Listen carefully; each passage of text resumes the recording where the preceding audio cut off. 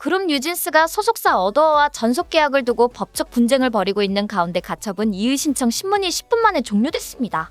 눈여겨볼 점은 바로 이번 신문에 멤버들이 참석하지 않았고 양측 대리인만이 출석했다는 사실입니다. 불과 한 달 전 가처분 신문 당시 멤버들은 기자들 앞에서 당당히 입장을 밝혔고 우리가 겪은 부당함에 대해 설명할 수 있어 후회는 없다고 말했습니다. 하지만 이번에는 입을 닫았습니다. 이 상황을 가장 먼저 읽은 건 다름 아닌 대중입니다.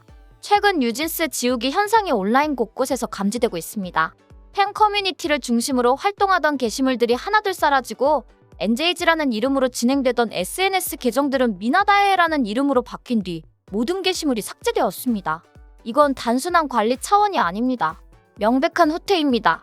그들이 그토록 강조하던 새 출발과 자율성의 상징이었던 엔제이지는 이제 흔적도 없이 사라지고 있습니다.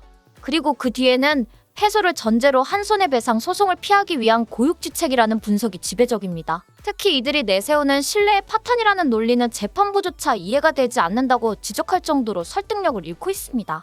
더구나 이 모든 과정을 멀리서 지켜보던 대중들은 점점 냉정해지고 있습니다. 처음에는 어린 친구들이 안타깝다던 여론이 이제는 왜 저렇게까지 하나? 진짜 피해자는 누군가로 바뀌었습니다. 일부 팬들은 여전히 그들을 지지하고 있지만 더 많은 대중은 그들의 침묵과 회피 그리고 반복되는 미니진 중심주의의 피로감을 호소하고 있습니다. 그리고 그 중심에는 미니진이라는 이름이 여전히 존재합니다. 최근 미니진은 공식 석상에 거의 등장하지 않고 있지만 법정에서는 여전히 그녀의 존재가 뉴진스를 지배하고 있습니다. 실제로 지난 재판에서 뉴진스 측은 하이브와 어더어에 대한 불신을 강조하며 미니진 없는 어더어는 신뢰할 수 없다고 주장했습니다. 멤버들이 직접 등장하지 않은 재판에서조차 변호인단의 발언은 오직 미니진을 중심에 두고 있었습니다. 이쯤 되면 묻지 않을 수 없습니다. 도대체 뉴진스는 누구의 팀입니까? 이 모든 상황에서 가장 충격적인 건 뉴진스가 자신들의 주장을 위해 수단과 방법을 가리지 않고 있다는 점입니다. 홍콩 컴플렉스콘 무대를 강행하고 팬클럽 이름을 바꾸고 부모들이 전면에 나서 입장문을 쓰고 심지어 팬덤 조직인 팀버니즈가 마치 소속사처럼 행동하는 모습까지. 이건 단순한 연예계 분쟁이 아닙니다. K-팝 역사상 유례없는 브랜드 해체 전쟁입니다. 이제 사람들은 질문하지 않습니다. 그들은 판단하기 시작했습니다. 뉴진스는 이제 불쌍한 피해자가 아닙니다. 그들은 판단을 내릴 책임이 있는 주체가 되었습니다.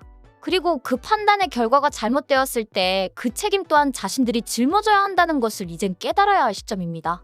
그렇기에 이 상황을 더 이상 소녀들의 투쟁이나 세대 간 충돌로 포장해서는 안 됩니다. 이건 수십억 원의 계약이 오가는 사업이고 팬들과의 신뢰가 기반이 되는 산업입니다. 법원은 말했습니다. 계약은 유효하다고. 그리고 대중은 이제 말하고 있습니다. 이제는 돌아와야 한다고. 하지만 지금의 뉴진스는 그 말에 귀를 기울이고 있지 않습니다. 과연 그 침묵의 대가는 무엇일까요? 그리고 그들은 어디까지 떨어져야 자신들의 목소리가 아니라 타인의 목소리에 귀 기울이게 될까요? 그 답은 어쩌면 이미 늦었는지도 모릅니다. 하지만 지금이라도 방향을 틀 수 있다면 마지막 기회는 아직 남아있을지도 모릅니다. 그 기회를 쥐고 있는 건 더 이상 팬도 미니진도 아닌 바로 뉴진스 자신입니다. 뉴진스는 K-팝 역사상 가장 파괴적인 자충수를 두고 있는 중입니다. 전속 계약 해지를 선언하고 엔제이지라는 이름으로 독립 활동을 밀어붙인 이들 5명은 결국 법원의 제동에 걸려 활동 중단이라는 선언을 했습니다. 하지만 이쯤 되면 그들의 활동 중단이라는 표현조차 신뢰할 수 없을 정도로 모든 움직임이 위선과 혼란으로 점철돼 있습니다. 법원은 이미 명확히 판단했습니다. 전속 계약은 유효하며 어더어가 뉴진스의 공식 소속사다. 이에 따라 독자적 활동은 불법이며 위반 시 손해배상까지 이어질 수 있습니다. 그러나 뉴진스는 전혀 멈추지 않았습니다. 법원이 그만하라고 했는데 이들은 더 하겠다고 나섰습니다. 홍콩 무대를 강행했고 법적 금지를 무시한 채 엔제이지라는 활동명을 계속 사용하려 했으며 팬들을 상대로 우리는 피해자라는 메시지를 반복 주입해왔습니다. 가처분 인용 직후 당분간 활동을 중단하겠다고 밝힌 멤버들이지만 그 멘트조차 감정에 호소하는 쇼에 불과했음이 드러났습니다. 이들은 즉시 이에 신청을 접수하고 여전히 변호인을 내세워 모든 반격의 채비를 갖춘 채 법원에 맞서고 있는 상황입니다. 더욱 충격적인 건 그들의 침묵 전략입니다. 이번 이의 신청 신문에서 멤버 전원이 불참했고 신문도 비공개로 진행됐습니다. 단 10분 만에 끝난 신문. 이건 뉴진스가 마주한 상황이 이제 단순한 법적 분쟁이 아니라 자신들의 진정성 자체가 시험대에 오른 현실이라는 것을 보여주는 장면입니다. 그들이 그토록 외쳤던 우리는 부당하게 억눌렸다는 주장에 더 이상 법도 대중도 귀를 기울이지 않게 된 것입니다. 법정에 출석하지 않은 5명의 멤버들은 단지 바쁘다거나 조심스럽다는 이유로 빠졌다고 주장할 수 없습니다. 하지만 이는 명백한 메시지입니다. 더 이상 직접 마주하지 않겠다. 여론이 나빠질 수 있으니 일단 피하자. 변호사를 내세워 방어적으로 대응하겠다. 하지만 이것은 피해자 코스프레를 스스로 부정하는 행동이기도 합니다. 그토록 강하게 우리의 입장을 직접 밝히겠다며 기자들 앞에서 눈물까지 흘리던 이들이 이제 와서 조용히 뒷걸음질 치는 이유는 무엇일까요? 결국 여론이 나빠졌기 때문입니다. 타임즈 인터뷰에서 한국이 우리를 혁명가로 만들려 한다고 한 그 발언 이후 뉴진스를 향한 대중의 감정은 급속히 식었습니다. 혁명가 코스프레, 법정 무지, 사회 시스템에 대한 무책임한 도전이라는 비판이 쏟아졌습니다. 이제 뉴진스는 사회가 억압한 소녀들이 아니라 법과 계약을 무시한 아나무인 아이돌로 인식되고 있습니다.